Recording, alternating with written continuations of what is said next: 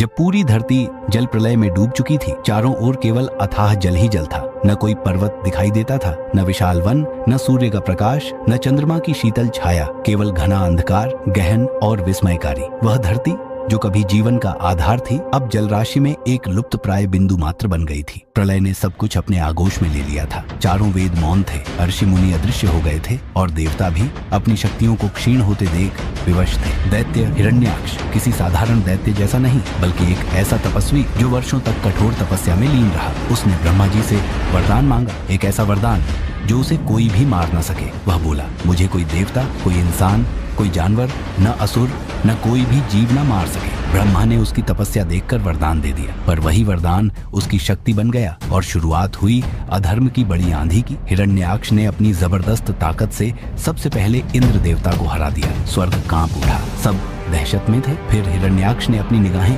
धरती की ओर लगाई। धरती जो सृष्टि का आधार थी, जिसके ऊपर पेड़ पौधे, जीव जंतु और इंसान थे, उस पर नजर रखते ही हिरण्याक्ष ने सोचा, अगर मैं धरती को अपना बना लूं तो पूरी सृष्टि मेरी होगी। और फिर क्या था, उसने धरती माता को अपनी बड़ी बड़ी भुजाओं से कसकर पकड़ लिया, जैसे कोई भयंकर चक्रवात हो जो सब कुछ अपने साथ उड़ा ले जाता है। वह धरती को पकड़कर नीचे ले गया, पाताल की गहराइयों में, महासागर के भीतर। धरती माता चिल्लाई, रोई, मदद मांगी, लेकिन उनकी आवाज पानी में डूब गई, कहीं सुनाई नहीं दी। सारे देवता व्याकुल हो उठे, सब दिशाएं अशुभ संकेत दे रही थीं। सबके दिलों में डर समा गया था। इंद्र, आकाश के राजा, वरुण, जल के देवता, अग्नि, अग्निदेव, सभी ने मिलकर भगवान विष्णु को पुकारा, हे प्रभु, धरती माता को बचाइए, सृष्टि को बचाइए, जीवन थम चुका है, सब कुछ खत्म हो जाएगा। तब वैकुंठ में हलचल हुई। श्री हरि विष्णु ने मुस्कुराते हुए कहा, डरने की जरूरत नहीं, मैं आता हूँ। लेकिन इस बार वे अपने आम रूप में नहीं आए, न शंखधारी, न चक्रधारी, न नर रूप में। इस बार उनका रूप था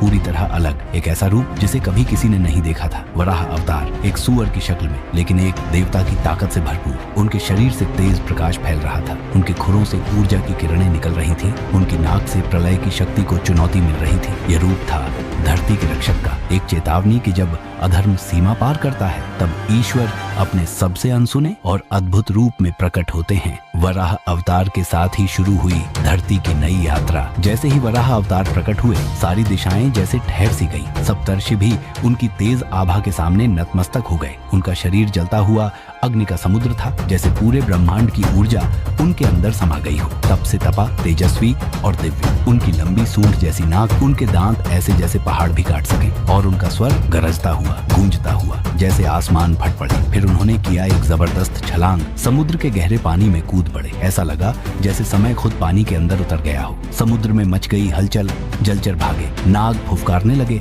और गहरे पानी में छुपा हुआ था एक रहस्यमय साम्राज्य। वो था दानवों का राज्य, जहाँ कैद थी हमारी धरती माता। वराह ने उस अंधकार से लड़ाई शुरू की, जलचरों से, नागों से, अंधकार से और उस अहंकार से जिसने धरती को निगल लिया था। जब वराह फिर जल से बाहर निकले तो उनके विशाल दांतों पर शांत और सुंदर धरती माता थी। भारी बोझ के बावजूद वो फिर से जीवन की ओर लौट रही थी। प्रकृति की आंखें खुल रही थीं और वेदों की मधुर ध्वनि फिर से गूंजने लगी थी। लेकिन कहानी यहीं खत्म नहीं हुई। वहीं हिरण्याक्ष लौट आया, गुस्से से कांपता हुआ। उसने देखा वो धरती जिसे उसने जीत लिया था, अब एक दिव्य सुअर के दांतों पर चमक रही थी। विष्णु, वह गर्जा, तू सुअर बनकर आया? क्या यही तेरा देवत्व है? मैं तुझे और इस धरती दोनों को नष्ट कर दूंगा। और फिर शुरू हुआ वो महासंग्राम, जिसने तीनों लोगों को हिला दिया। वराह बनाम हिरण्याक्ष, धर्म बनाम अधर्म, करुणा बनाम क्रोध, संरक्षक बनाम संहारक। समुद्र के किनारे जहां आग और पानी की लड़ाई हो रही थी, गर्जन और तांडव के बीच शुरू हुआ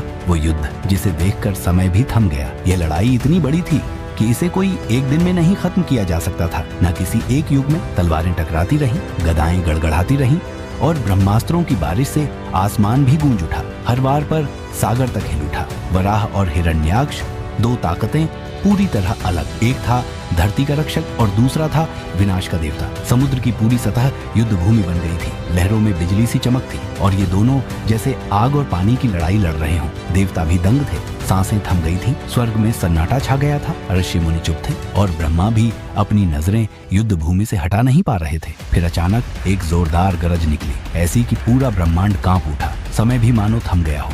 वराह ने अपनी मजबूत दांतों से हिरण्याक्ष को चीर दिया। एक पल के लिए सब शांत हो गया और फिर वो दैत्य जो खुद को अमर समझता था धूल की तरह बिखर गया। ब्रह्मांड ने फिर से सांस ली, धर्म की शक्ति लौट आई। युद्ध तो खत्म हुआ पर एक काम बाकी था, धरती माता को वापस उसकी जगह ले जाना। वराह ने बड़ी ही सावधानी से धरती को उठाया, जल से आकाश तक का रास्ता बनाया। हर कदम पर वेदों के मंत्र गूंजने लगे, देवताओं ने फूल बरसाए, ऋषियों ने सामवेद की मधुर धुनें गाईं और वातावरण में फिर से जीवन की खुशबू फैल गई। जब वराह ने धरती को फिर से आकाश में रखा तो पहली बार प्रकृति ने मुस्कुराया। पेड़ फिर से हरे हो गए, नदियां फिर बहने लगी और सारे जीव फिर से जागे। वराह जो रक्षक बने अब बन गए पालक। उन्होंने भूदेवी की ओर देखा, मिट्टी में सजी हुई, थकी हुई परंतु दिव्य धरती जिसने प्रहार सहे फिर भी धैर्य नहीं खोया। और विष्णु जो स्वयं सिद्ध थे, उन्होंने उस धरती से विवाह किया। मैं तुम्हें सदा संजो कर रखूंगा। ये केवल एक वचन नहीं था, ये प्रकृति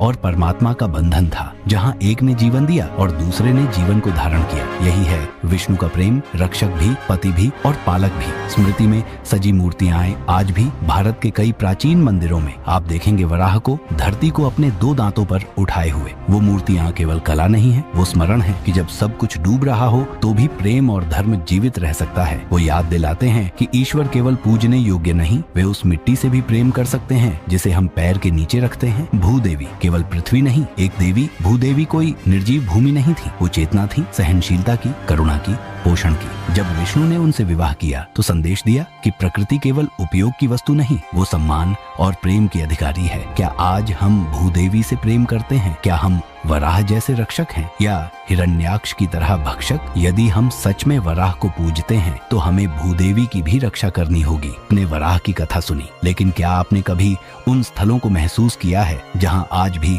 उनकी उपस्थिति धड़कती है, जहां पत्थर बोलते हैं और हर मंदिर एक प्रतीक है उस क्षण का जब भगवान ने धरती को अंधकार से निकाला था? चलिए एक यात्रा पर चलते हैं वराह के पद चिन्हों पर। आंध्र प्रदेश की तिरुमला पहाड़ियों में बालाजी मंदिर के परिसर में ही स्थित है एक मंदिर, श्री वराह स्वामी मंदिर। यहाँ मान्यता है कि वराह ने इसी स्थान पर हिरण्याक्ष का वध किया और धरती को अपने दांतों पर उठा लिया। यहाँ की मूर्ति कुछ और नहीं बल्कि उस पल का स्मारक है जब भगवान ने ये संदेश दिया, धरती मेरी है, मैं इसे छोड़ूंगा नहीं। तिरुमला की यात्रा वराह दर्शन के बिना अधूरी मानी जाती है। राजस्थान की रेत और शुष्कता के बीच पुष्कर झील के किनारे है वराह मंदिर। ये मंदिर ब्रह्मा मंदिर से कुछ ही दूरी पर है। जब जल में डूबी धरती को कोई संभाल नहीं पाया तो वराह आए और उसे प्रेम से उठाया। इसीलिए पुष्कर को वराह क्षेत्र कहा जाता है। मंदिर की काले पत्थर की मूर्ति वराह को भूदेवी के साथ दर्शाती है, जैसे प्रेम और शक्ति एक हो गए हों। मध्य प्रदेश के खजुराहो में स्थित है यूनेस्को विश्व धरोहर वराह मंदिर, जहाँ शिल्प बोलते हैं यहाँ की मूर्ति विशाल है, पत्थर का बना वराह, लेकिन उस पर उकेरे गए हैं 674 देवी देवता। यह केवल एक मूर्ति नहीं, एक जीवित ग्रंथ है जहाँ आप वराह की कथा को दृष्टि से, हृदय से और आत्मा से पढ़ सकते हैं। विजयवाड़ा से कुछ दूर स्थित है एक रहस्यमय गुफा वराह मंदिर, जहाँ गुफाओं में गूंजता रक्षक का नाम। यहाँ न कोई भव्य शिखर, न कोई स्वर्ण कलश, बस प्रकृति, पत्थर और परमहंस की ऊर्जा। गुफा के भीतर वराह और भूदेवी की मूर्तियां कुछ नहीं कहती, लेकिन हर भक्त की आंखें भर देती हैं। जब हिमालय भी नतमस्तक हुआ, जोशीमठ उत्तराखंड में स्थित है, बद्रीनाथ के निकट वराह मंदिर। जब बद्रीनाथ धाम बर्फ से ढक जाता है तो उनकी पूजा वराह रूप में की जाती है। ये ईश्वर की कृपा और निरंतरता का संकेत है। हिमालय की शांति में बैठे हैं वराह, मानो कह रहे हो, जब भी तुम्हारा जीवन बर्फ से ढक जाए याद रखना मैं वही हूँ तुम्हारे साथ। महाराष्ट्र के कोल्हापुर में महालक्ष्मी मंदिर के पास है वराह मंदिर है। यहाँ वराह अकेले नहीं है, महालक्ष्मी उनके साथ है। ये दर्शाता है कि धरती और समृद्धि अलग नहीं बल्कि एक साथ चलती हैं। यहाँ पूजा होती है रक्षक और लक्ष्मी की। जैसे वराह ने धरती को उठाया वैसे ही लक्ष्मी उन्हें समृद्ध करती हैं। वराह केवल एक अवतार नहीं है, वे एक याद दिलाने वाले प्रतीक हैं कि जब समय गहरा हो, जब कोई साथ न हो, तो तुम्हारे भीतर का रक्षक उठ खड़ा होता है। इन मंदिरों की यात्रा सिर्फ धार्मिक नहीं है, यह एक आत्मिक जागरण है। वो सवाल जो हमें अपने भीतर झांकने पर मजबूर करता है। श्री हरि विष्णु जो हमेशा कमल के पुष्प पर विराजमान होते हैं, जिनका रूप सौम्य, मोहक और दिव्य होता है, उन्होंने क्यों चुना ऐसा रूप? एक सुअर जैसा, एक ऐसा प्राणी जो आम तौर पर मलिन मलिनता और अधो श्रेणी से जुड़ा होता है। उत्तर छुपा है उस सुअर की प्रकृति में। सुअर मिट्टी को खोदता है, गहरे गड्ढों में उतरता है जहाँ कोई देखना या पहुँच पाना नहीं चाहता। वह दबी हुई छुपी हुई चीजों को बाहर निकालता है, चाहे वो गंदगी हो या कोई बहुमूल्य रत्न। ठीक उसी तरह जब पृथ्वी माता डूब गई थी, सभी ने उसे त्याग दिया था, भूल गए थे उसकी महत्ता। तब भगवान ने वह सुअर रूप धारण किया। उसने उस मलिनता और अंधकार में उतरकर धरती को फिर से खोजा, उसे उठाया और जीवन दिया। वराह अवतार अपवित्र नहीं था, बल्कि सबसे पवित्र था, क्योंकि वही था जिसने अधर्म की गहराइयों में जाकर धर्म को पुनः जगाया। ये केवल एक पौराणिक कथा नहीं है, यह एक गहरी चेतावनी है। जब अधर्म हमारी धरती को डुबाने लगे, जब हम नैतिक और पर्यावरणीय पतन के गर्त में गिरे, तो ईश्वर किसी भी रूप में प्रकट हो सकते हैं। कोई रूप सुंदर नहीं होगा, लेकिन वह सार्थक होगा। यह धर्म का असली रूप है, जो केवल रूप रंग की परवाह नहीं करता, बल्कि कर्म और उद्देश्य को महत्व देता है। आज का वराह कौन? आज हिरण्याक्ष कोई एक दैत्य नहीं है। आज हिरण्याक्ष है लालच, अत्यधिक उपभोग, प्रदूषण जो नदियों और वायु को मार रहा है, युद्ध जो मानवता को तहस नहस कर रहा है, स्वार्थ जो प्रकृति को अपवित्र कर रहा है। हमारी पृथ्वी आज भी संकट में है, फिर से डूब रही है। इस बार महासागर में नहीं, बल्कि कूड़े, धुएं, प्लास्टिक और अनदेखी की गहराइयों में। तो सवाल फिर से उठता है, क्या आज भी कोई वराह आएगा, या फिर हमें ही वह वराह बनना होगा? हमें ही गहराई में उतरना होगा जहाँ सच छिपा है, जहाँ समाधान है। हमें ही धरती को फिर से उठाना होगा, प्रकृति को उसका सम्मान देना होगा, क्योंकि यह पृथ्वी केवल एक ग्रह नहीं है, यह हमारी माता है। जब माँ रोती है तो हमें भी रोना चाहिए, जब माँ संकट में हो तो हमें भी लड़ना होगा। वराह का संदेश यही है, अंधकार से लड़ने के लिए कभी कभी गंदे पानी में उतरना पड़ता है, लेकिन अंत में प्रकाश की ओर चलना ही धर्म है। तो उठिए, वराह बनिए, धरती को बचाइए, अपने कर्मों से इस सृष्टि को संजोइए, क्योंकि धरती को बचाना अपने आने वाले कल को बचाना है।